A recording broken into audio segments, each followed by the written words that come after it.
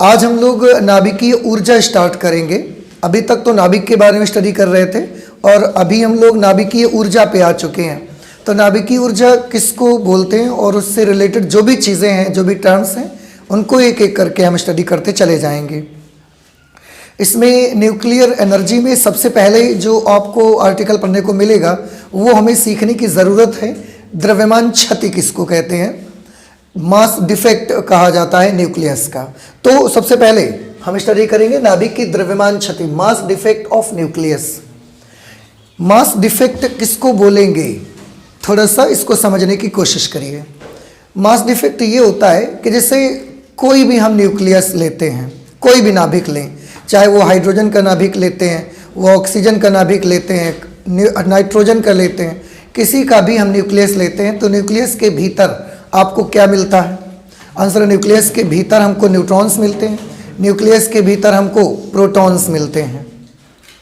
अब अगर हम आपसे ये बोलें कि नाभिक का द्रव्यमान, जैसे एक नाभिक है, ऑक्सीजन का नाभिक हमने ले लिया, हीलियम का न्यूक्लियस हमने ले लिया। हीलियम के नाभिक में आप देखते हैं कि द्रव्यमान संख्या उसकी 4 होती है, द्रव्यमान संख्या 4 होती है उसकी। 2He4 सिंबल लिखते हैं ना हम लोग उसका, तो 2He4 से हमको पता लगा कि उसका द्रव्यमान संख्या, परमाणु द्रव्यमान संख्या 4 है। परमाणु द्रव्यमान संख्या 4 है, उससे हमने और पता लगाया कि उसमें कितने प्रोटॉन हैं, 2 प्रोटॉन होंगे और 2 न्यूट्रॉन भी रहेंगे। मैं नाभिक के भीतर की बात कर रहा हूँ, नाभिक के बाहर आएंगे इलेक्ट्रॉन चक्कर लगा रहे हैं, हमें उससे मतलब नहीं है, हम नाभिक की बात कर रहे हैं। तो हीलियम नाभिक में, जिसे आप अल्फा पार्टिकल भी बोलते हैं, उसमें 2 प्रोटॉन मिले और 2 न्यूट्रॉन मिले। अब हम क्या सोचते हैं कि हीलियम का जो न्यूक्लियस है उसके भीतर 2 प्रोटॉन भरे हुए हैं और 2 न्यूट्रॉन भरे हुए हैं, तो हमें 1 प्रोटॉन का द्रव्यमान भी पता है, हमें 1 न्यूट्रॉन का द्रव्यमान भी मालूम है।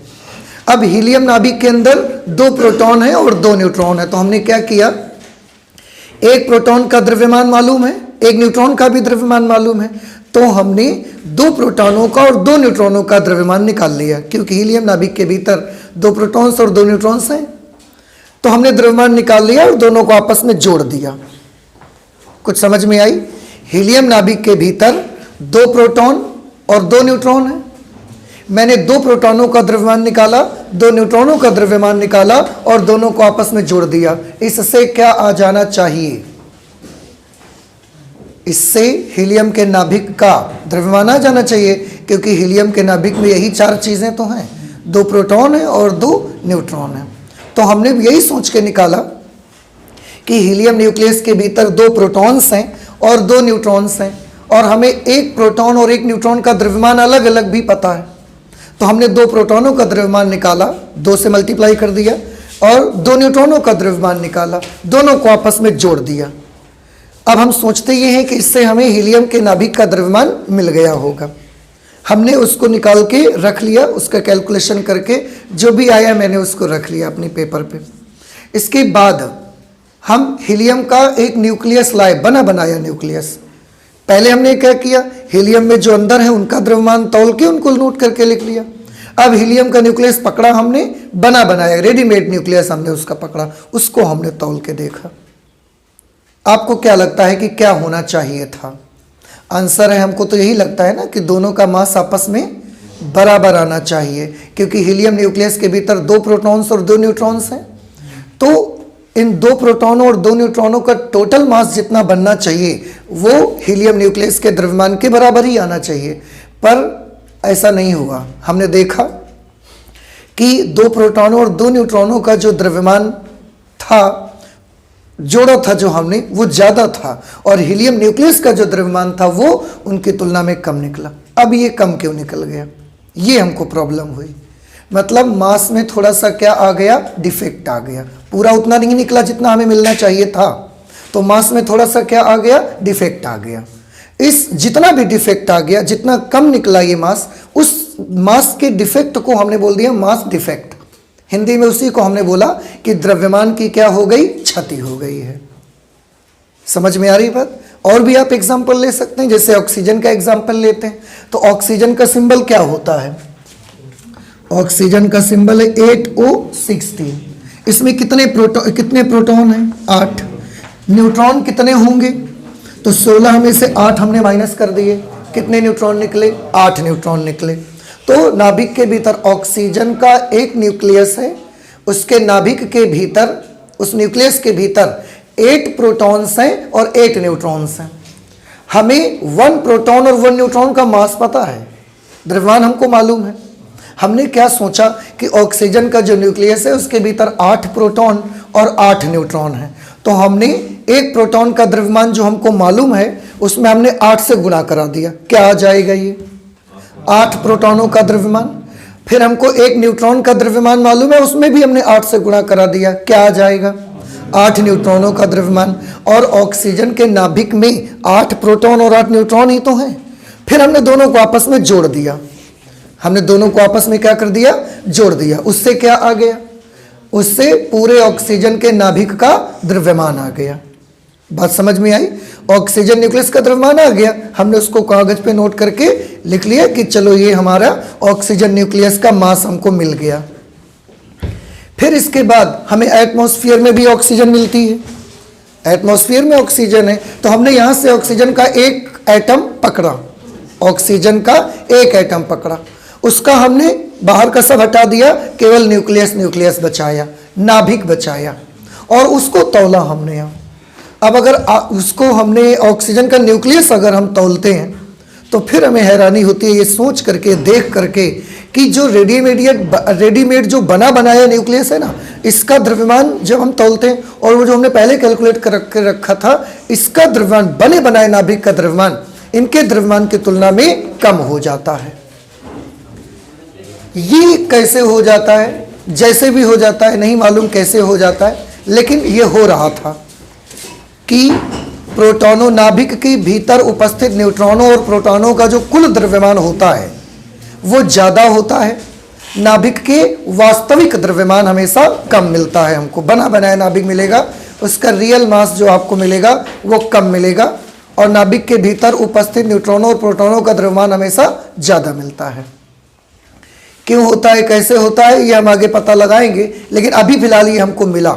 हम देख रहे थे कि मास में, द्रव्यमान में ये थोड़ा सा नुकसान हो जाता है, मास में थोड़ी सी क्षति हो जाती है, तो इसका नाम हमने रख दिया द्रव्यमान क्षति। बस वही हमने नोट कर दिया है। किसी भी नाभिक का वास्तविक द्रव्यमान जो होता है, रियल मास उसका, यानी कि जो रेडीमेड न्यूक्लियस पकड़ के आप उसको तौल लेते हो, वो वाला द्रव्यमान नाभिक में उपस्थित न्यूक्लियनों, प्रोटॉनों न्यूट्रॉनों की संख्या को न्यूक्लियन ही तो बोलते हैं ना, तो नाभिक में उपस्थित न्यूक्लियनों यानी कि प्रोटॉनों तथा न्यूट्रॉनों के द्रव्यमानों के योग से कुछ कम होता है। यह द्रव्यमान अंतर अब जितना कम होता है, 1 किलो कम होगा, 2 किलो कम होगा, 2 AMU कम होगा, 20 AMU कम होगा, जितना भी कम होगा, जितना डिफरेंस आ जाएगा दोनों के बीच में, न्यूक्लियनों का द्रव्यमान निकाल लो, नाभिक का द्रव्यमान निकाल लो, और क्योंकि ये ज़्यादा मिलता है ये कम मिलता है तो इसमें माइनस कर दो, जितना वो डिफरेंस हमको मिलेगा, जो अंतर मिलेगा, यह द्रव्यमान अंतर नाभिक की द्रव्यमान क्षति कहलाती है। मास डिफेक्ट इसको कहते हैं अंग्रेजी में, लेकिन ये होता है, मिलता है ये हमको। अब क्यों मिलता है आगे देखेंगे हम। अभी कहलाता है, इसे डेल्टा M से रिप्रेजेंट करते हैं, मास डिफेक्ट। अब आप बताइए कि आपको द्रव्यमान क्षति कुछ समझ में आई? क्या होती है द्रव्यमान क्षति? किसी भी नाभिक के भीतर जो न्यूक्लियॉन्स होते हैं उनका टोटल मास नाभिक के रियल मास से हमेशा कम होता है कि ज्यादा? ज्यादा होता है। फिर देखिए, नाभिक के भीतर कौन है? न्यूक्लियॉन्स। न्यूक्लियनों का द्रव्यमान तौलोगे वो चीज ज्यादा मिलेगी आपको, और नाभिक का बने बनाए नाभिक का द्रव्यमान तौलेंगे ये कम मिलेगा। ठीक है, तो नाभिक के भीतर उपस्थित न्यूक्लियनों का कुल द्रव्यमान नाभिक के वास्तविक द्रव्यमान से हमेशा ज्यादा होता है। अगर हम इसको उल्टी लैंग्वेज में बोल देंगे तो नाभिक का वास्तविक द्रव्यमान नाभिक के भीतर उपस्थित न्यूक्लियनों के द्रव्यमानों से कुछ कम होता है, फिर हम ऐसा बोल देंगे। वो तो भाषा पर डिपेंड करता है ना, किसको कैसे बोल रहे हैं। तो ज्यादा कौन होगा, कम कौन होगा, पता चला? फिर से बताओ, रेडीमेड न्यूक्लियस का द्रव्यमान कैसा होगा? कम। और न्यूक्लियनों का द्रव्यमान आप निकाल के लाओगे कैलकुलेशन करके, वो आपको हमेशा इसके द्रव्यमान से थोड़ा, वो जो डिफरेंस आपको मिल जाएगा उसी को हम क्या बोलेंगे? द्रव्यमान क्षति, mass defect, and it is represented by delta M. द्रव्यमान क्षति का कैलकुलेशन कैसे किया जाएगा? अब बड़ा सिंपल है, ज्यादा में कम को ही माइनस करोगे तो ही तो अंतर मिलेगा आपको। अब बड़ा कौन था? न्यूक्लियनों का द्रव्यमान। कम कौन सा है? नाभिक का वास्तविक द्रव्यमान। तो हमने वही किया। और न्यूक्लियन में कौन कौन आते हैं? प्रोटॉन आते हैं, न्यूट्रॉन आते हैं। तो द्रव्यमान क्षति अगर निकालनी है तो प्रोटॉन का द्रव्यमान ले लीजिए, न्यूट्रॉनों का द्रव्यमान ले लीजिए और इन दोनों को आपस में जोड़ दो। जितने प्रोटॉन उस न्यूक्लियस के भीतर है उन पूरे प्रोटॉन्स का द्रव्यमान ले लीजिए, जितने न्यूट्रॉन्स उसके भीतर हैं पूरे न्यूट्रॉन्स का मास ले लीजिए, दोनों को आपस में जोड़ दीजिए। इससे क्या मिल जाएगा? इससे आपको मिलेगा न्यूक्लियनों का द्रव्यमान। और इसके बाद ये दूसरी चीज क्या ले लीजिए? नाभिक का वास्तविक द्रव्यमान जो है। और न्यूक्लियनों के द्रव्यमान में नाभिक के वास्तविक द्रव्यमान को क्या कर देंगे? माइनस कर देंगे। जैसे माइनस करोगे तो आपको क्या मिल जाएगा? द्रव्यमान क्षति। समझ आ गया आपको? द्रव्यमान क्षति को किससे प्रदर्शित करेंगे? डेल्टा एम से। प्रोटॉनों का द्रव्यमान कैसे निकालेंगे?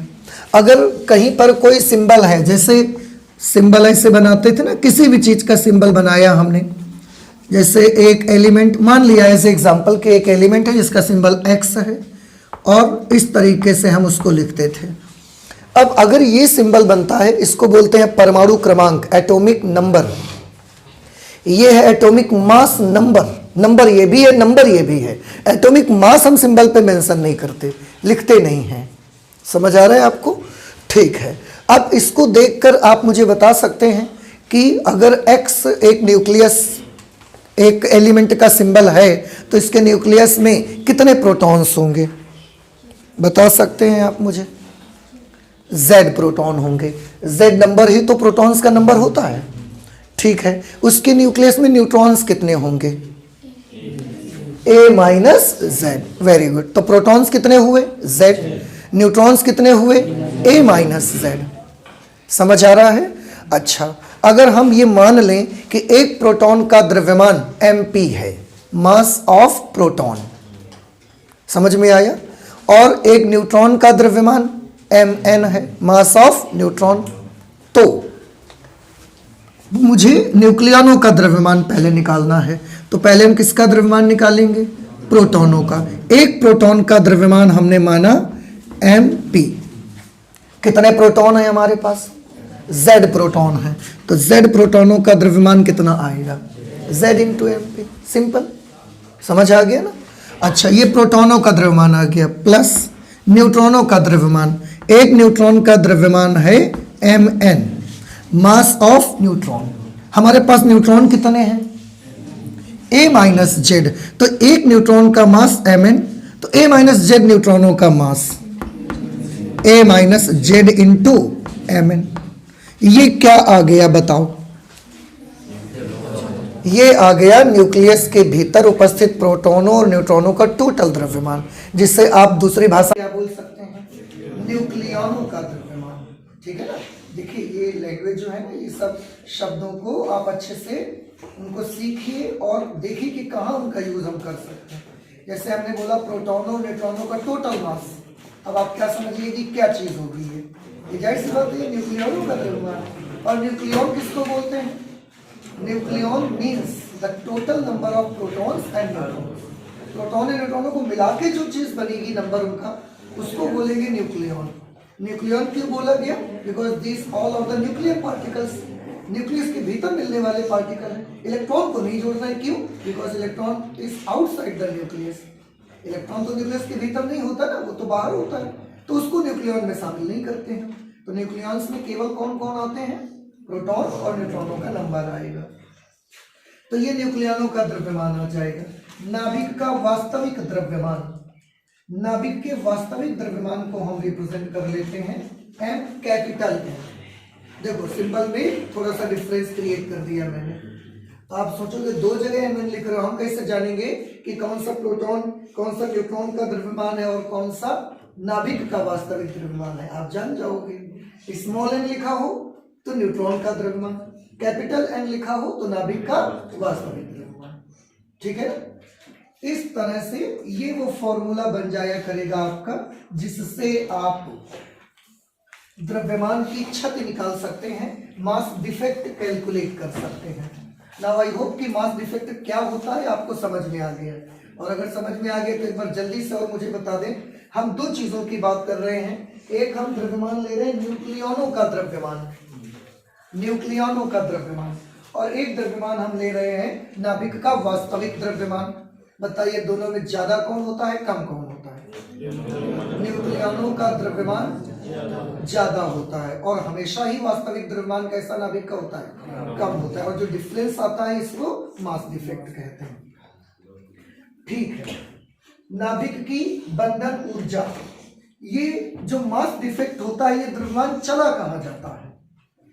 भाई हम तो पूरे ले रहे हैं ना न्यूक्लियस के भीतर के, फिर ये कम कैसे हो जाता है, ये कहाँ चला जाता है? तो आंसर है ये द्रव्यमान ही ऊर्जा में कन्वर्ट हो जाया करता है, एनर्जी में कन्वर्ट। जितना द्रव्यमान उधर क्षति होती है, नुकसान होता है, उतना द्रव्यमान एनर्जी में कन्वर्ट हो जाया करता है। तो द्रव्यमान क्षति के तुल्य जितनी ऊर्जा बनेगी आपकी, जैसे डेल्टा एम के बराबर द्रव्यमान की क्षति हुई, तो डेल्टा एम के तुल्य जितनी भी एनर्जी हमको मिलती है वो एनर्जी ही हम क्या बोलते हैं, बाइंडिंग एनर्जी। एक और नाम आ रहा है अब आपके सामने, बंधन ऊर्जा, नाभिक की बंधन ऊर्जा। द्रव्यमान में जितनी क्षति होती है उस क्षति के तुल्य जितनी ऊर्जा बनती है, डेल्टा एम इंटू सी स्क्वायर, ये ऊर्जा नाभिक की बंधन ऊर्जा कहलाती है। बंधन ऊर्जा क्यों बोलते हैं? क्योंकि यही वो ऊर्जा है जिसकी वजह से न्यूक्लियस एक दूसरे से बंधे हुए रहते हैं, वो एक दूसरे से अलग नहीं हो पाते, इसलिए इस एनर्जी को हम बाइंडिंग एनर्जी भी बोलते हैं। और इसको आप एक छोटा सा एग्जांपल मैं आपको दूं, आप उससे समझ सकते हैं। जैसे थोड़ा ध्यान से देखिएगा, आप कुछ भी ले लो, एक एग्जांपल ले लेते हैं। जैसे आप कहीं पर अपना घर छोड़ के बाहर कहीं पढ़ाई के लिए रहने गए, शहर जाते हैं कहीं रहने के लिए, तो वहां पर आप रूम लेते हैं, फिर रेंट पे किराए पर आप रूम लेते हैं। तो रूम आपने लिया, एक काम करते हैं, इसको ना हम थोड़ा छोटा सा लिख देते हैं ताकि वो एग्जांपल हम आपको दे सकें।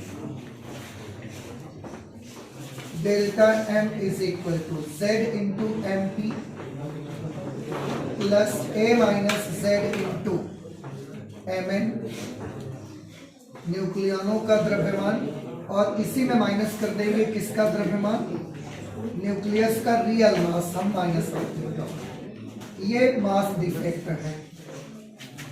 ठीक है, अब थोड़ा सा देखिए, आप कहीं बाहर रहने जा रहे हैं, कहीं आपने रूम लिया, वहां पर उस रूम का पूरा खर्चा आपका आता है 1000 रुपया रूम मिलता है आपको, तो आपको कितना खर्च करना पड़ता है, 1000 रुपए आपको उस रूम के लिए खर्च करने पड़ते हैं। ये आपका एक कमरे का खर्चा है।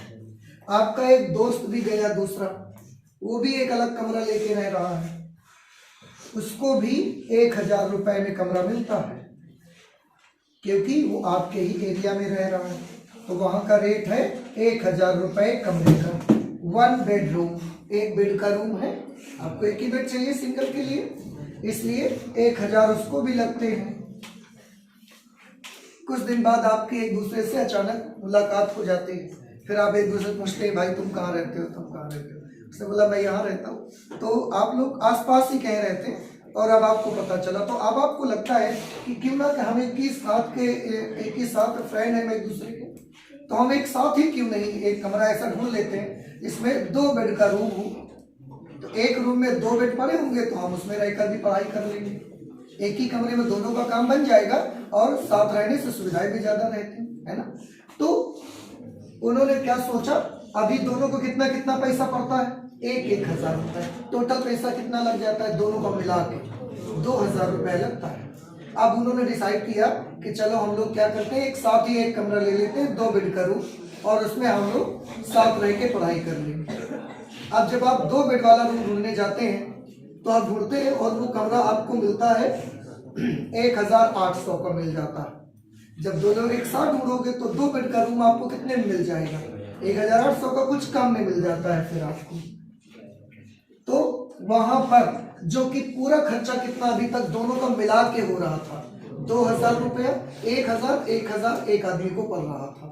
अब आपने एक कमरा ऐसा ढूंढ लिया जिसमें 2 बेड का एक रूम है, और वहां पर आपको जब रेंट पे लेने गए तो मकान मालिक ने बताया कि आपको 1800 रुपए पड़ेगा।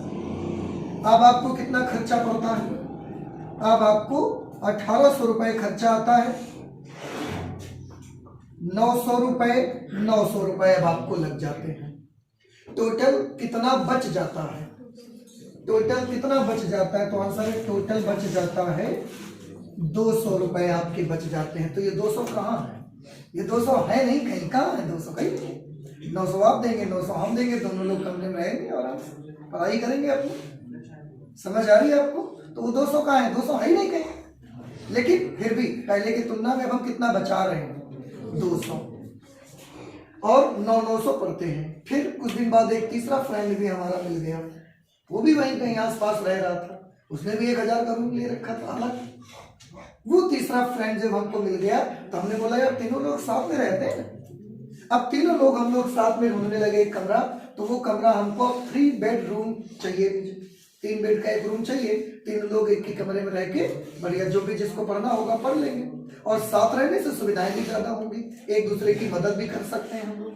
तो वो कमरा जब ढूंढा गया तो वो कमरे में हमें मिला 2400 रुपए का कमरा। 3 बेड का रूम ढूंढ लिया हमने, 2400 रुपए का वो हमको बेडरूम मिल गया। 2400 रुपए में वो हमको बेडरूम मिल गया ऐसा। अब तीनों को कितना कितना लगता है?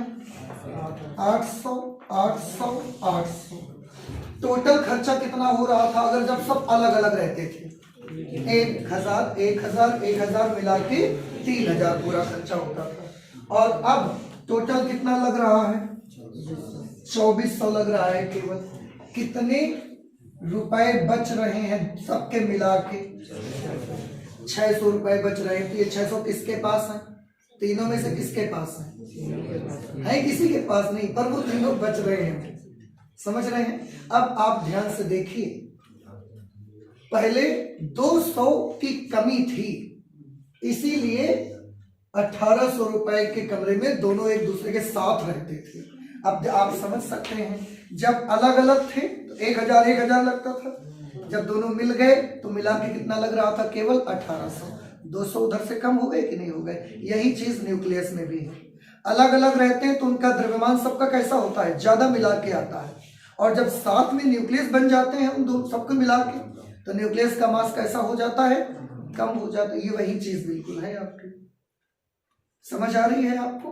तो अलग अलग रह रहे थे तो टोटल खर्चा 3000 का आ रहा था। एक साथ रह लिए तो टोटल खर्चा कितने का आ गया? 2400। 600 क्या हो गए? 600 बच गए। किसी के पास है नहीं है 600, लेकिन 600 हम बच रहे हैं हमारे। तो ये जो 600 है ना, ये मास डिफेक्ट है। इतने का मास डिफेक्ट आ जाता है, क्योंकि अलग अलग रहेंगे तो 3000 पड़ेंगे, एक साथ मिल गए तो 2400 पड़ रहे हैं। 600 क्या हो गया? आंसर है 600। यही मास डिफेक्ट है, यही द्रव्यमान की क्षति है, और इसी को आप बोल सकते हैं बंधन ऊर्जा। अब आप सब सोचेंगे कि आप कह रहे हो यही द्रव्यमान क्षति है और इसको ही बंधन ऊर्जा बोल सकते हो, तो ये द्रव्यमान क्षति है कि बंधन ऊर्जा है? आंसर दोनों चीजें तो है। अरे पिछली क्लास में तो हमने बताया कि आप हैरान मत होइएगा अगर हम ये कह दें कि 2 किलो मास से मुझे 1000 जूल ऊर्जा दे दो। क्यों? द्रव्यमान और ऊर्जा अलग अलग कहाँ है? द्रव्यमान और ऊर्जा एक ही चीज तो है, बस फर्क इतना है कि द्रव्यमान क्षति मालूम होगी तो हम उसको डेल्टा m × c² लगा के ऊर्जा में कन्वर्ट कर लेंगे। समझ रहे हैं? बाकी द्रव्यमान क्षति और ऊर्जा दोनों एक ही चीज है, कुछ अलग अलग नहीं है। और यही चीज न्यूक्लियस में भी आपको देखने को मिलता है। जब न्यूक्लियस अलग अलग होते हैं तो तौल के देखते हैं तो उनका मास ज्यादा आता है, और जब वो साथ में रहते हैं न्यूक्लियस बन जाता है उनका मिला करके, तब उनको तौलने जाते हैं तो उनका द्रव्यमान कैसा हो जाता है? कम मिलता है। यही चीज आपको सेम चीज मिलती है। तो 3 अगर न्यूक्लियस होंगे तो बंधन ऊर्जा कितनी होगी? 600। 2 न्यूक्लियस साथ में रह रहे हैं तो बंधन ऊर्जा कितनी है? 200 बंधन ऊर्जा है। अब ये तीनों बोलेंगे, तीनों में कुछ दिन बाद थोड़ी खटपट हो गई, बोले हम साथ में नहीं रहेंगे, हम सब अलग अलग रहेंगे। तो सबने मकान मालिक से बोला कि हम अलग अलग रहना चाहते हैं, हम साथ में नहीं रहेंगे, हमें अलग अलग बेड वाला रूम दीजिए।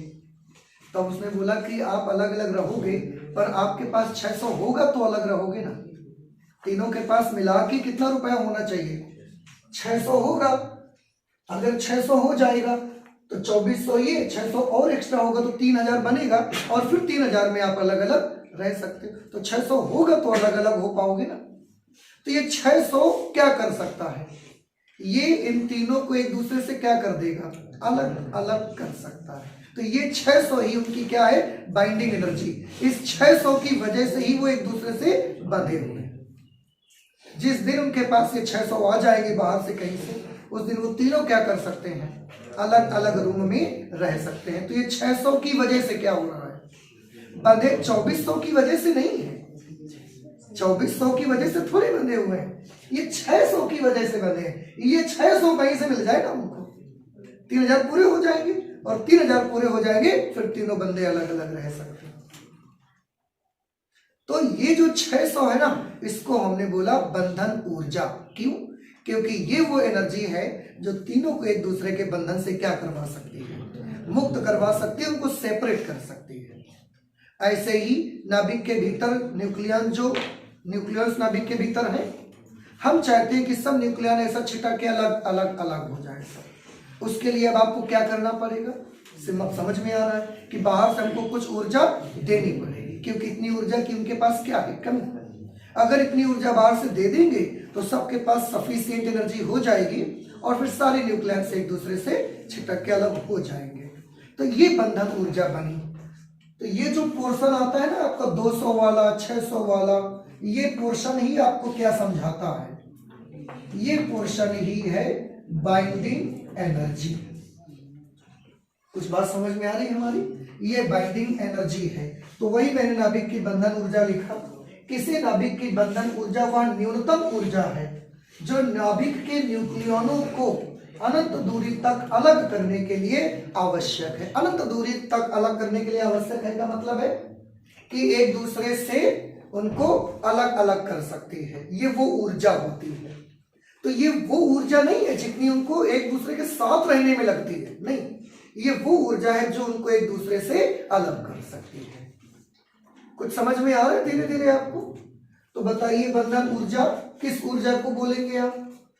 वो ऊर्जा जो हम किसी भी नाभिक को अगर देंगे तो उसके न्यूक्लियन से एक दूसरे से अलग हो जाएंगे।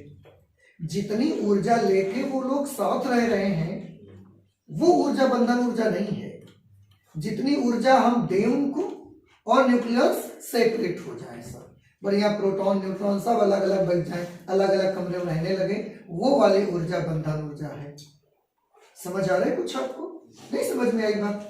तो वो हमने साइंस की लैंग्वेज में लिख दिया इसको कि किसी नाभिक की बंधन ऊर्जा वो न्यूनतम ऊर्जा है जो नाभिक के न्यूक्लियनों को अनंत दूरी तक अलग करने के लिए आवश्यक है। अनंत दूरी तक अलग करने के लिए मतलब फिर वो जुड़ा है ना एक दूसरे से, तो अनंत दूरी तक अलग करने के लिए इसलिए आवश्यक है। समझ में आया? और ये बंधन ऊर्जा कैसे निकाली जाएगी?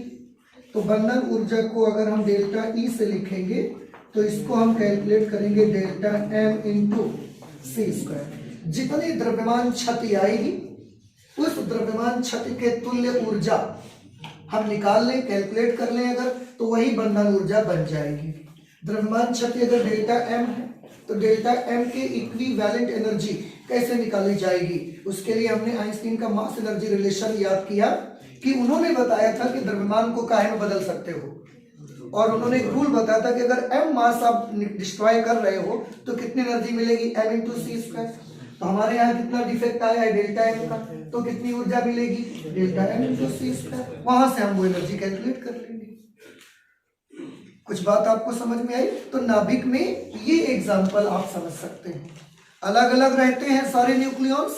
अब बच्चों को छोड़ दीजिए, आप न्यूक्लियॉन्स की बात करिए तो जब सारे न्यूक्लियॉन्स अलग अलग रहते हैं ऐसे, तो उनका टोटल मास ज्यादा होता है, टोटल एनर्जी ज्यादा होती है।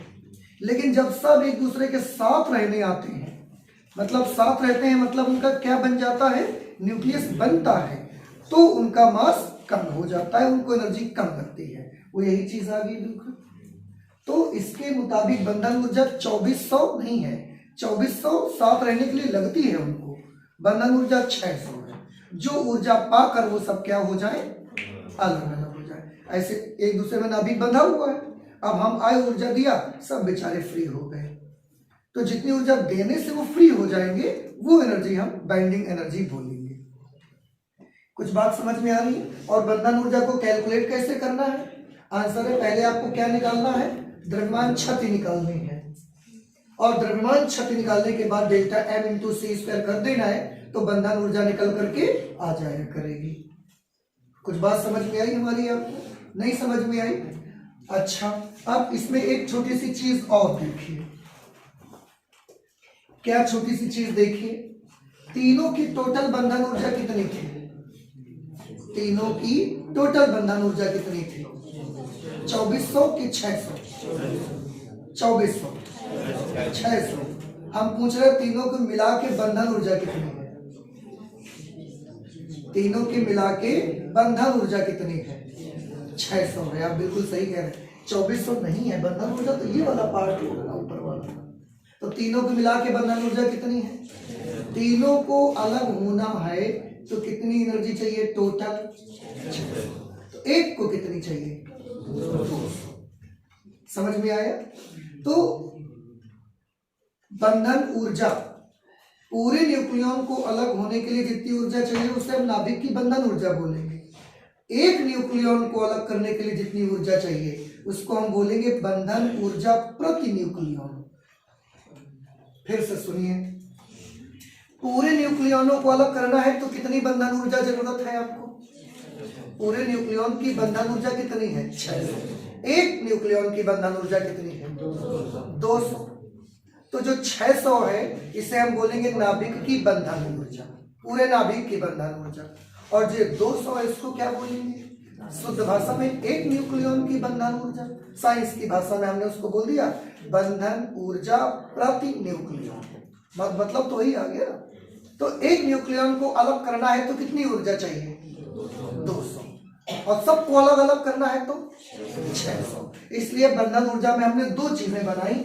एक बनाया जिसको हम बोलते हैं बीई, शॉर्टकट में हम उसको बीई कह सकते हैं, binding energy for a complete nucleus, पूरे नाभिक के लिए बंधन ऊर्जा। इसको क्या बनाया? बाइंडिंग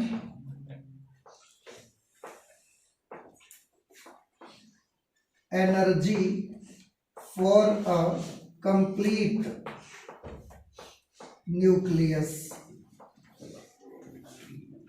ये बीई है। और एक एब्रीविएशन आपको मिला करेगा बीईएन, ये एक मिलेगा आपको, इसको हम बोला करेंगे बाइंडिंग एनर्जी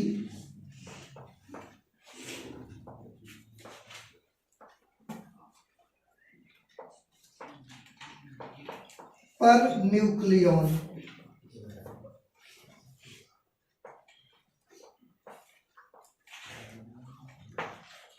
ठीक है, तो बीई होगी binding energy for a complete nucleus, पूरे नाभिक की बंधन ऊर्जा।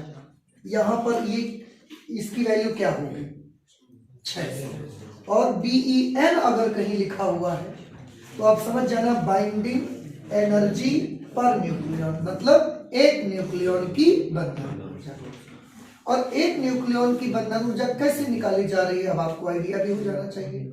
आपने क्या किया, टोटल बंधन ऊर्जा ले ली और उसमें न्यूक्लियनों की संख्या से क्या कर दिया, भाग। 600 में 3 का भाग दिया, तभी तो 200 मिला। तो बाइंडिंग एनर्जी पर न्यूक्लियन अगर कैलकुलेट करना है तो उसके लिए हमारे पास क्या तरीका है, total binding energy upon number of nucleons. ठीक है, ये नोट कर लिया आपने? नहीं नोट किया? नोट करो जल्दी से। अच्छा, इसको फिर हम इसका फॉर्मूला आपको बता देते हैं, यहां हम लिखे दे रहे हैं। ठीक है, आप यहां से नोट कर लीजिएगा। बीईएन निकालने का तरीका है बीई मतलब कुल बंधन ऊर्जा, बंधन ऊर्जा प्रति न्यूक्लियॉन। चलिए अच्छा मैं इसको शब्दों में लिखे दे रहा हूं।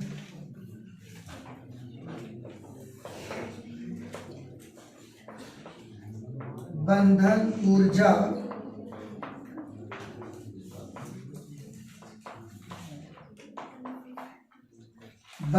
ऊर्जा प्रति न्यूक्लियॉन, बंधन ऊर्जा प्रति न्यूक्लियॉन बराबर नाभिक की कुल बंधन ऊर्जा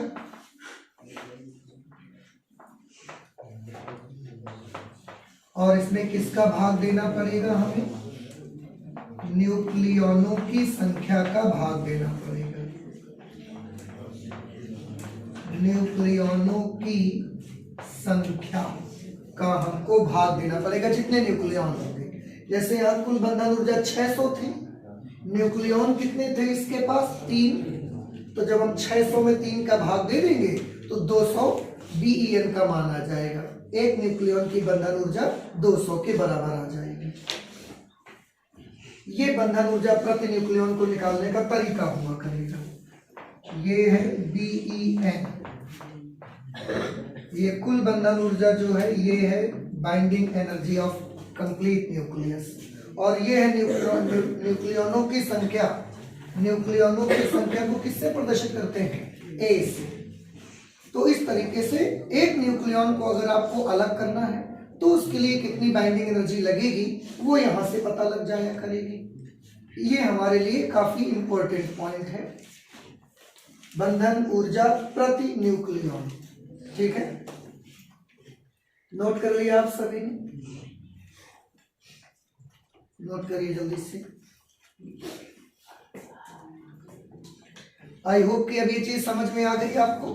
ठीक है, ओके। एक चीज और देखिए, अभी आपने देखा कि यहां पर ये वाला जो भी न्यूक्लियस है, जो भी ये न्यूक्लियस है, इस न्यूक्लियस के एक न्यूक्लियॉन को जब हम तोड़ने जाते हैं, एक न्यूक्लियॉन को अगर हम ऐसा सब लगे हुए न्यूक्लियस के भीतर एक न्यूक्लियॉन को अगर निकालने जाएंगे तो उसके लिए हमको कितनी एनर्जी लगेगी, 200।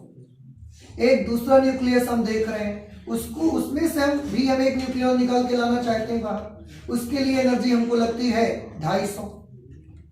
तो इससे क्या पता लगता है बताइए, एक न्यूक्लियस दूसरा न्यूक्लियस, इसका एक न्यूक्लियन निकालने जाते हैं 200 में अलग हो जाता है, इसका एक न्यूक्लियन बाहर निकालने जाते हैं 200 में अलग नहीं होता, 250 लगती है, तब वो अलग हुआ।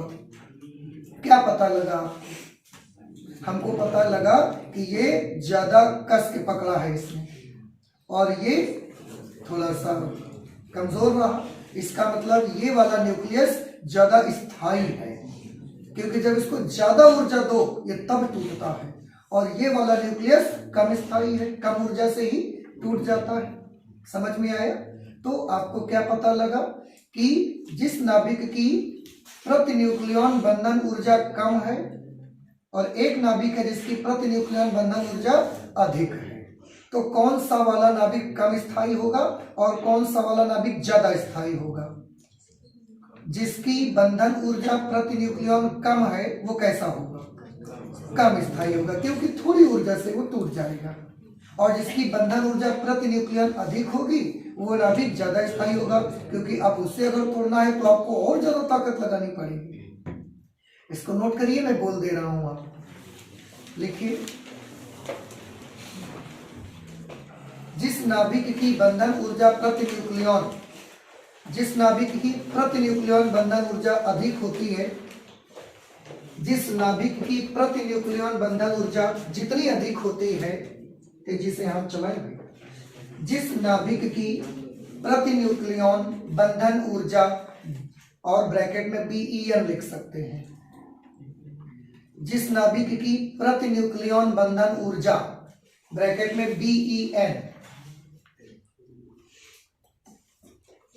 जितनी अधिक होती है वह नाभिक उतना ही अधिक स्थायी माना जाता है, वह नाभिक उतना ही अधिक स्थायी माना जाता है, वह नाभिक उतना ही अधिक स्थायी माना जाता है। तो जिस नाभिक की प्रति न्यूक्लियॉन बंधन ऊर्जा अर्थात BeN जितनी अधिक होती है वह नाभिक उतना ही अधिक स्थायी माना जाता है, स्टेबल माना जाता है। लिख लिया आपने? इसका उल्टा भी लिख लो, वो तो आप लिख सकते हो कि जिस नाभिक की प्रति न्यूक्लियन बंधन ऊर्जा अर्थात BeN जितनी कम होती है वह नाभिक उतना ही कम स्थायी माना जाता है। लिख डालो जल्दी से। जिस नाभिक की प्रति न्यूक्लियन बंधन ऊर्जा, जिस नाभिक की प्रति न्यूक्लियन बंधन ऊर्जा, जिस नाभिक की प्रति न्यूक्लियन बंधन ऊर्जा ब्रैकेट में BeN जितनी कम होती है, जितनी कम होती है, जितनी कम होती है वह नाभिक उतना ही कम स्थायी होता है, वह नाभिक उतना ही कम स्थायी होता है, वह नाभिक उतना ही कम स्थायी होता है। अच्छा, ये समझ में आया कि हमने बोल दिया और आपने लिख लिया, बस आ गया ना समझ में? भाई हमारे पास जैसे दो न्यूक्लियस हैं, दोनों न्यूक्लियस के पास हम गए और दोनों का केवल एक न्यूक्लियन हम तोड़ना चाहते थे। एक न्यूक्लियन तोड़ने में हमको 200 ऊर्जा लगी, दूसरे न्यूक्लियस का एक न्यूक्लियन निकालने में हमें 250 लगी, 300 लगी। इसका मतलब है वो ज्यादा कस के पकड़ता है न्यूक्लियंस को, ज्यादा कस के उसमें न्यूक्लियर फोर्स अट्रैक्ट करता है, तो वो हमको उसको ताकत ज्यादा लगानी पड़ती है तोड़ने के लिए। इसका मतलब ये स्टेबल ज्यादा है, और जिसमें कम ऊर्जा लगती है एक न्यूक्लियन को सेपरेट करने में, वो ऊर्जा वो कम स्थायी होगा, कम स्टेबल रहेगा। तो नाभिक स्थायी है या कम स्थायी है, इसका अंदाजा हम किससे लगा लेंगे? इसका अंदाजा हम इससे लगा लेंगे जिसकी BeN कम, प्रति न्यूक्लियन बंधन ऊर्जा कम, वो न्यूक्लियस लेस स्टेबल, और जिसकी बाइंडिंग एनर्जी पर न्यूक्लियन अधिक, वो न्यूक्लियस उतना ही ज्यादा स्टेबल। ये चीज सबको समझ में आ गई? ठीक। अब एक चीज और देखिए, यहाँ पर एक चीज और देखिए, पहले कितने लोग साथ में रह रहे थे? 2 लोग, तो उनकी बाइंडिंग एनर्जी कितनी थी? 200। बाद में कितने लोग साथ में रहने लगे? 3 लोग। अब बाइंडिंग एनर्जी कितनी हो गई? 600। तो हमने लोअर बाइंडिंग एनर्जी को किसमें कन्वर्ट कर दिया? Higher binding energy. पहले बाइंडिंग एनर्जी कितनी थी? 200। बाद में बाइंडिंग एनर्जी कितनी हो गई? 600। तो पहले बाइंडिंग एनर्जी कम थी कि बाद वाली कम है? पहले कम थी, बाद वाली ज्यादा है। तो हमने क्या किया है एक्चुअली? हमने एक्चुअली किया है लोअर बाइंडिंग एनर्जी को हायर बाइंडिंग एनर्जी में कन्वर्ट किया है। ऐसा करने से ऊर्जा मुक्त होगी या ऊर्जा और आपको देनी पड़ेगी? थोड़ा ध्यान से समझने की कोशिश करिए। पहले कितने पैसे बच रहे थे? आप कितने बच रहे हैं? तो पहले से ज्यादा बच रहे हैं कि कम बच रहे हैं? ज्यादा बच रहे हैं। 400 ज्यादा बचने लगे। वो 400 ज्यादा बचने लगे तो कहाँ गए? वो 400 हमारी पॉकेट मनी बढ़ा रहे हैं, मतलब वो 400 हमें मिल रहे हैं सीधे सीधे। देखो, इस बात को समझने की कोशिश करिए, थोड़ा सा ध्यान देना पड़ेगा आपको। पहले बाइंडिंग एनर्जी थी 200, अब बाइंडिंग एनर्जी है 600। एक बात तो क्लियर हो गई कि हमने लोअर बाइंडिंग एनर्जी को हायर बाइंडिंग एनर्जी में कन्वर्ट किया है। ऐसा करने से हम आपको ये समझाना चाहते हैं कि ऐसा करने से लोअर BeN को जब हायर BeN में कन्वर्ट करते हैं तो ऊर्जा हमको देनी पड़ती है कि खुद ऊर्जा हमको मिलती है, ये हम आपको समझाना चाहते हैं। आपको क्या लगता है, लोअर बाइंडिंग एनर्जी पर न्यूक्लियन वाले को हायर बाइंडिंग एनर्जी में जब कन्वर्ट कर रहे हैं तो एनर्जी और लग रही है कि एनर्जी और हमको बच रही है? और बच रही है, मतलब ऊर्जा हमको मिल रही है। तो ऊर्जा मुक्त हुई होगी तो ही तो हमको मिली। तो हमने एक बात और याद कर ली कि जब कभी निम्न या लोअर बाइंडिंग एनर्जी पर न्यूक्लियन वाले नाभिक को हायर बाइंडिंग एनर्जी पर न्यूक्लियन वाले नाभिक में बदलेंगे तो ऊर्जा क्या होगी? मुक्त हुआ करेगी। और वो ऊर्जा मुक्त होगी तो उस ऊर्जा को हम ले लेंगे तो हम इंटेलिजेंट हैं। भाई ऊर्जा जैसे कहीं से मुक्त हुई, अब सन से लगातार एनर्जी आ रही है, सन से लगातार एनर्जी आ रही है, आप उसकी एनर्जी यूज करोगे तो भी आ रही है। आप सन से आने वाली एनर्जी का यूज नहीं करोगे तो आना बंद नहीं हो जाएगी, वो तब भी आ रही है। लेकिन हम लोग इंटेलिजेंट उस समय हैं जब अगर वो एनर्जी आनी ही है तो क्यों ना हम उसका यूज ही करना शुरू कर दें। तो हमने सोलर पैनल बना लिए, एनर्जी यूज कर सकते हैं उसकी। समझ सकते हैं, हम छोटे से छोटा और बड़े से बड़ा काम कर सकते हैं। आप देखिए गांव में ट्यूबवेल तक चलते हैं सोलर पैनल से, और वो एनर्जी तो आ ही रही है ना भाई। आप यूज करो ना करो, सन से आने वाली एनर्जी में कोई फर्क पड़ेगा क्या? वो फर्क नहीं पड़ेगा, वो तो आएगी आएगी। तो अगर हमने यूज कर लिया तो हम इंटेलिजेंट हैं, और नहीं यूज कर लिया तो भी इंटेलिजेंट है। अब यूज नहीं कर रहे हो, बस ये चीज है। पर यूज करने में आप ज्यादा इंटेलिजेंट माने जा रहे हो। यहां पर भी क्या हुआ, 200 से हमने 600 में कन्वर्ट किया, और हमने देखा कि 400 एनर्जी हमको मुक्त हो रही है। अब इस ऊर्जा का ही हम यूज करना चाहेंगे। ये काम आप जानते हैं, ये काम हम दो तरह से कर सकते हैं। फिलहाल काम क्या है, लोअर बाइंडिंग एनर्जी को हायर बाइंडिंग एनर्जी में कन्वर्ट करना है। अगर ऐसा करेंगे तो ऊर्जा क्या होगी, मुक्त होगी, और वो ऊर्जा हम यूज कर सकते हैं। ठीक है, और ऊर्जा की हमको बहुत जरूरत है हमारी लाइफ में। चलिए एक लाइन और नोट करिए जरा से, मेरे पास जगह नहीं इसलिए आज मैं लिख लीजिए। लेकिन जब कभी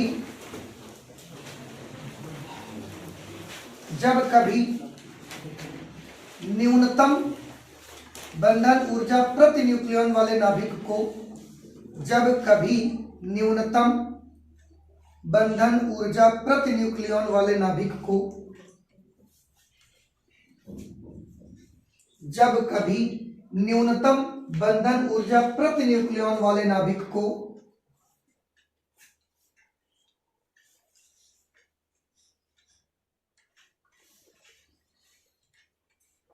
न्यूनतम बंधन ऊर्जा प्रति न्यूक्लियन वाले नाभिक को उच्चतम बंधन ऊर्जा प्रति न्यूक्लियन वाले नाभिक में, उच्चतम बंधन ऊर्जा प्रति न्यूक्लियन वाले नाभिक में, उच्चतम बंधन ऊर्जा प्रति न्यूक्लियन वाले नाभिक में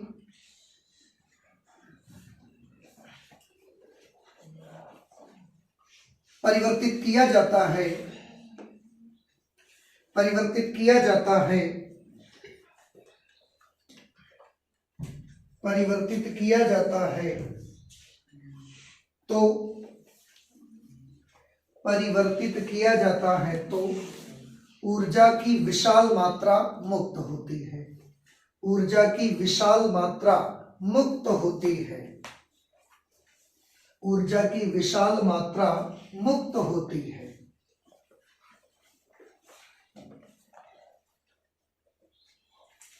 ठीक है, ये चीज समझ में आ गई। तो हायर को लो में बदलोगे तो ऊर्जा मुक्त नहीं हो रही है।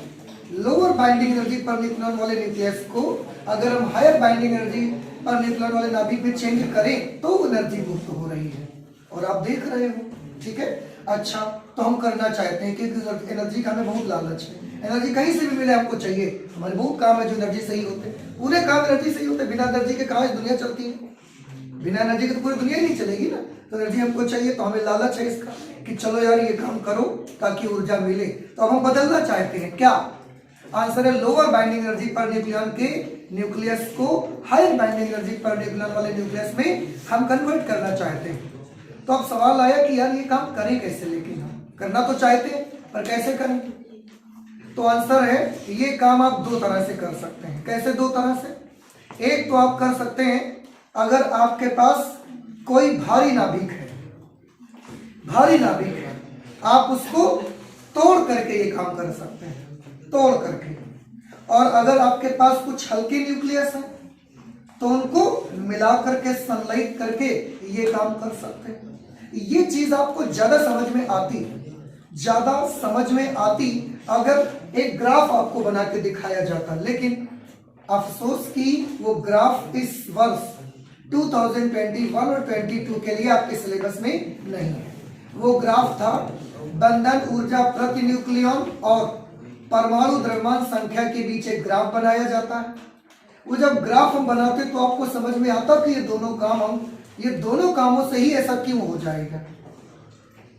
तो अभी के लिए क्योंकि आपके सिलेबस में है नहीं इसलिए हमने नहीं बनाया उस ग्राफ को। बस आप ये याद कर लो या ये समझ लो कि लोअर बाइंडिंग एनर्जी को हायर बाइंडिंग एनर्जी में कन्वर्ट करने के हमारे पास कितने तरीके हैं, दो।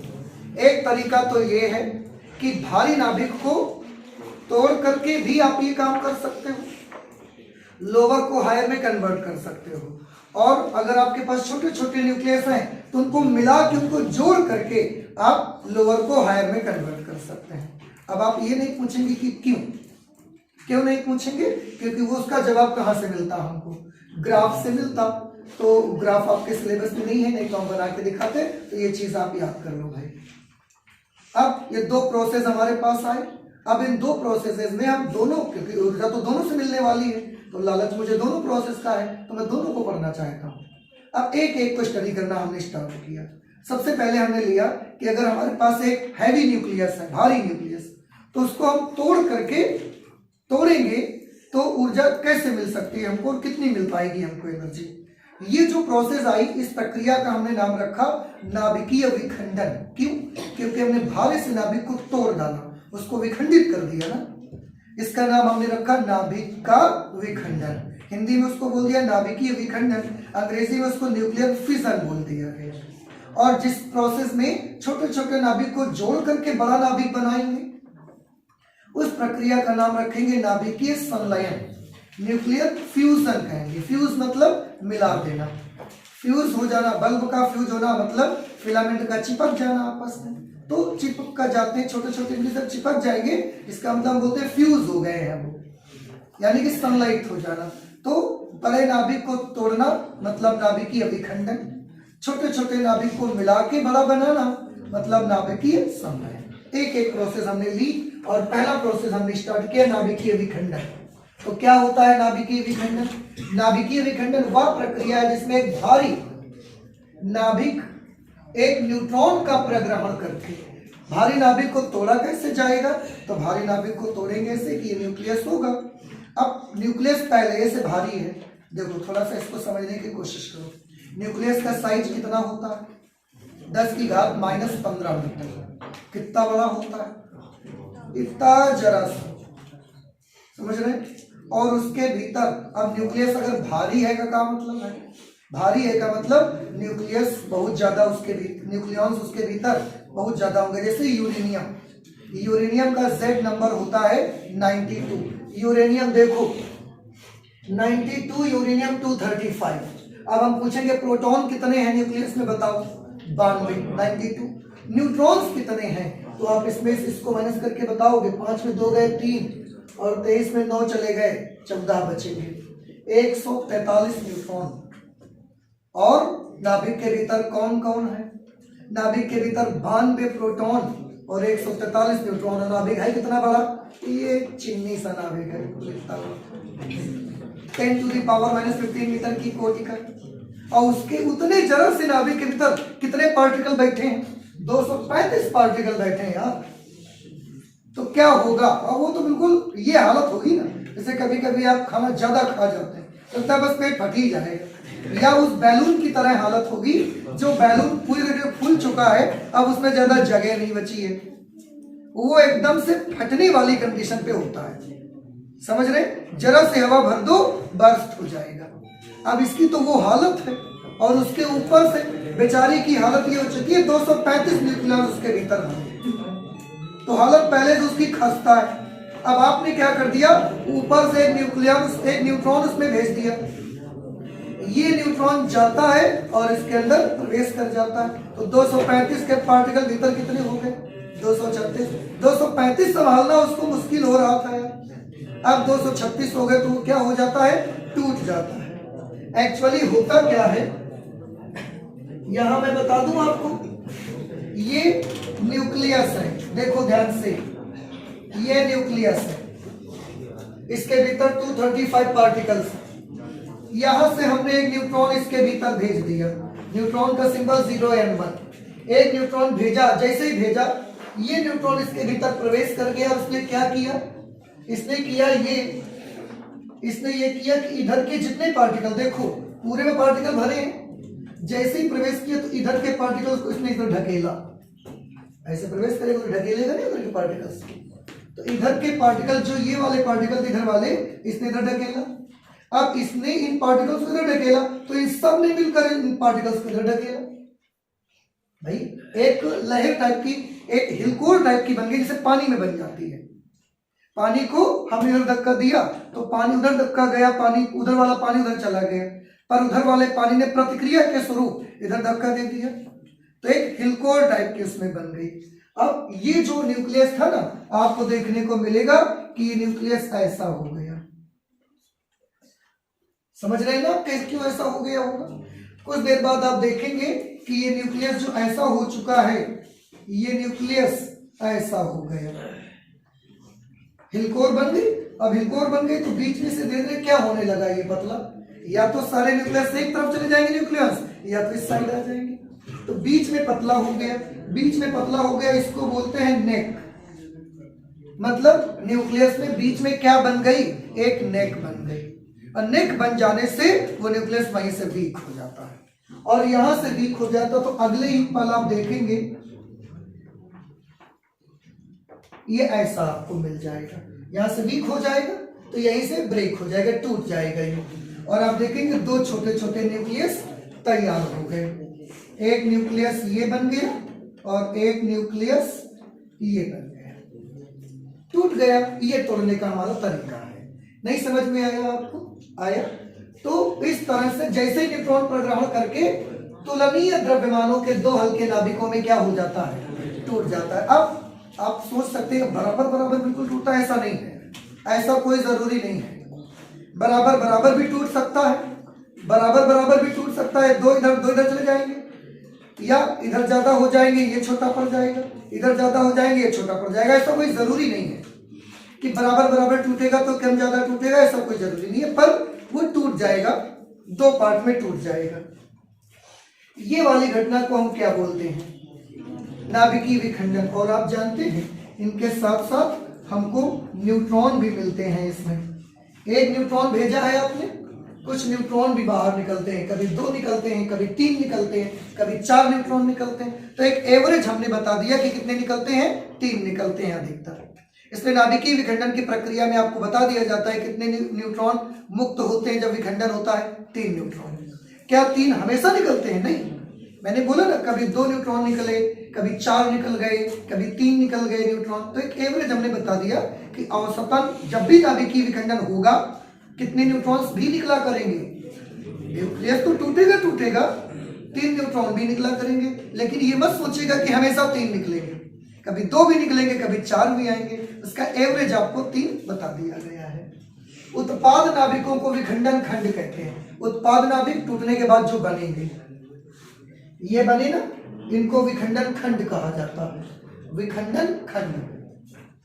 इस प्रक्रिया में कुछ तीव्र न्यूट्रॉन तथा विखंडन खंडों की गतिज ऊर्जा व गामा किरणों के रूप में ऊर्जा की विशाल मात्रा मुक्त होती है। ऊर्जा की मात्रा के साथ क्या लगाया गया है, विशाल मात्रा। छोटी मोटी एनर्जी नहीं निकलती। अभी हम आइडिया लेके दिखाएंगे, आपकी आंखें खुली रह जाएंगी कि इतनी एनर्जी निकलती है। आप देखेंगे तब आपको समझ में आएगा। तो क्या क्या मिलता है, तीव्र न्यूट्रॉन भी मिलते हैं मुझे जब टूटता है न्यूक्लियस। विखंडन खंड जो होते हैं उनकी गतिज ऊर्जा मिलती है, वो भी बड़ी तीव्र गति से चलते हैं, और उसके साथ गामा रेडिएशन के रूप में मुझे एनर्जी मुक्त होती है। यह प्रक्रिया ही, देखो ये प्रक्रिया कहलाती क्या है, नाभिकीय विखंडन। लेकिन यही क्रिया कहाँ लगती है, परमाणु बम में भी यही क्रिया यूज होती है, और न्यूक्लियर रिएक्टर में भी यूज होती है यही क्रिया। उसमें हम विखंडन करते हैं, और विखंडन से एनर्जी मिलती है तो हम उससे परमाणु बम बना सकते हैं, हम उससे न्यूक्लियर रिएक्टर बना सकते हैं। अब देखो एनर्जी मिल रही है, एनर्जी का यूज आप अच्छे काम में भी कर सकते हो, आप बुरे काम में भी कर सकते हो। रिएक्टर बनेगा, अच्छा काम है।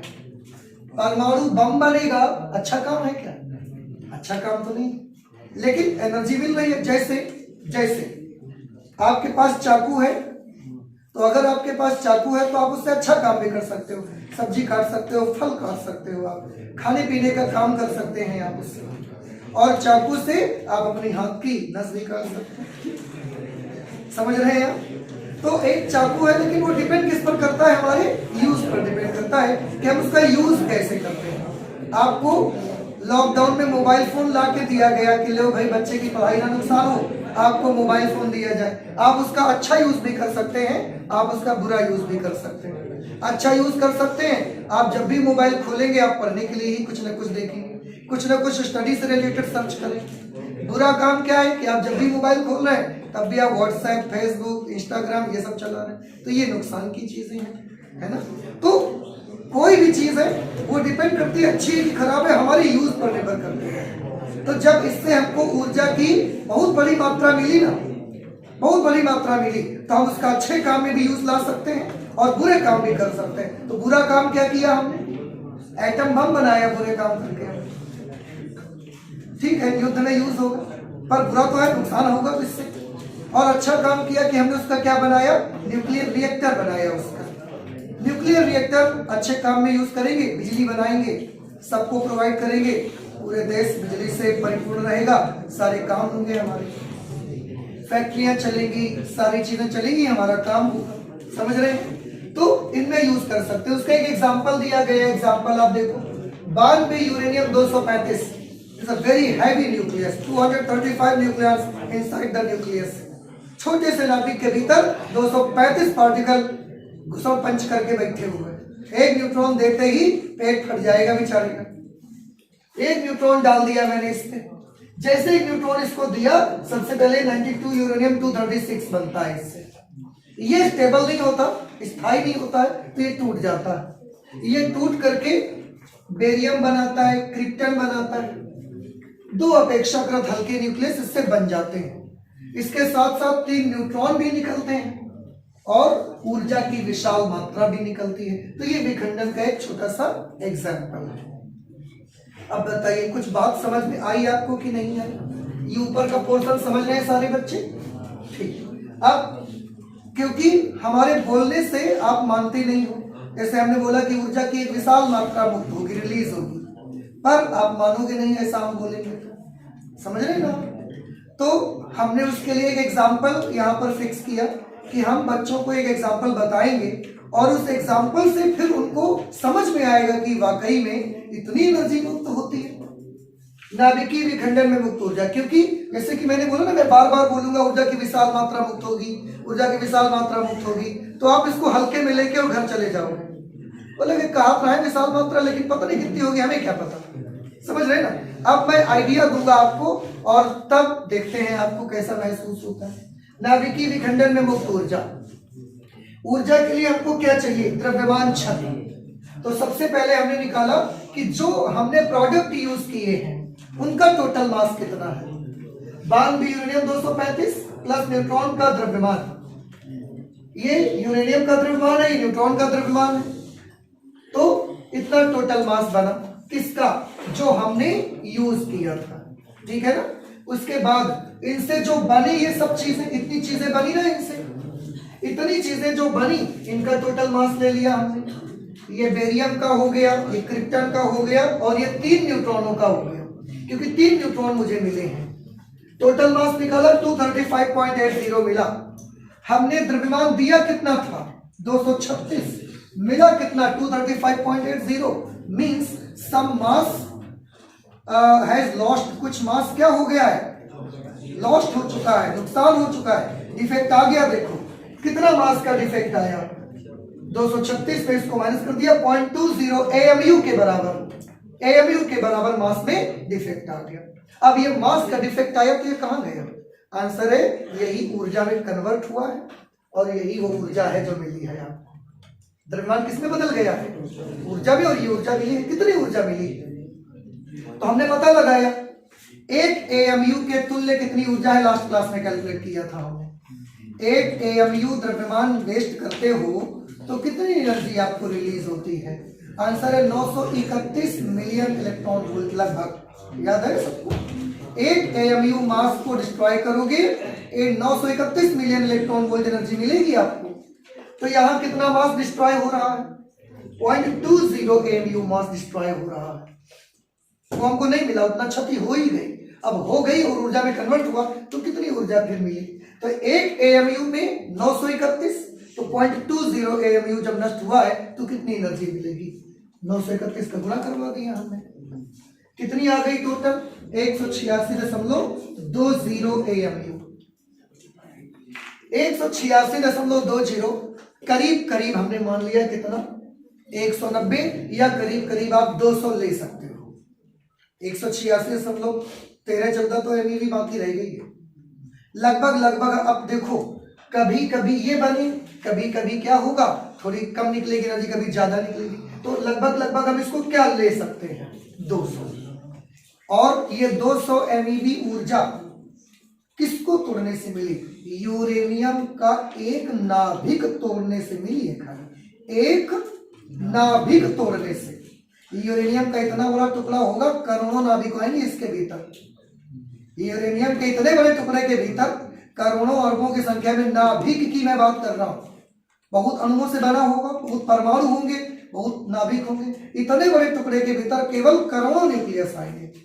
एक न्यूक्लियस इतनी 200 मिलियन में है, वो भी समझो, मिलियन 10⁶ को बोलते हैं। अब मिलियन खुद ही 10⁶ है ऑलरेडी। उसके बाद एक यूरेनियम का 1 ग्राम का छोटा सा टुकड़ा लेंगे, 1 ग्राम खाली, 1 ग्राम। कुछ एहसास हो रहा है आपको, 1 ग्राम यूरेनियम कितना होगा, ये जरा सा यूरेनियम, उसमें पता नहीं कितने न्यूक्लियस होंगे, बहुत सारे न्यूक्लियस आएंगे। अब एक न्यूक्लियस अगर 200 MeV ऊर्जा देगा तो उतने न्यूक्लियस कितनी एनर्जी देंगे, अब आप सोच नहीं सकते हो। हम इसको भी कैलकुलेट करके आपको दिखाएंगे कि 1 ग्राम यूरेनियम से कितनी ऊर्जा मिलेगी। बस आज हमारे पास वक्त थोड़ा कम है, आपके पास भी वक्त कम है, तो वो पार्ट आज हम ना कर पाएंगे। लेकिन आप इतना आज के दिन ये समझ लीजिए कि यूरेनियम का अगर एक न्यूक्लियस हम तोड़ते हैं, एक न्यूक्लियस केवल तोड़ते हैं, मैं एक परमाणु की बात नहीं कर रहा, एक मतलब मैं पूरा टुकड़ा बात नहीं कर रहा हूँ, एक नाभिक की मैं बात कर रहा हूँ। एक न्यूक्लियस तोड़ेंगे यूरेनियम का तो 200 MeV ऊर्जा आपको मिलेगी।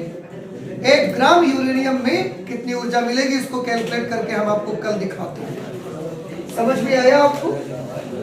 तो ये कैलकुलेशन हम आपको कल करके दिखाएंगे। आज इतना ही रख लेते हैं फिजिक्स में, तो चलते हैं, फिर मिलते हैं अगली क्लास में। Okay, thank you.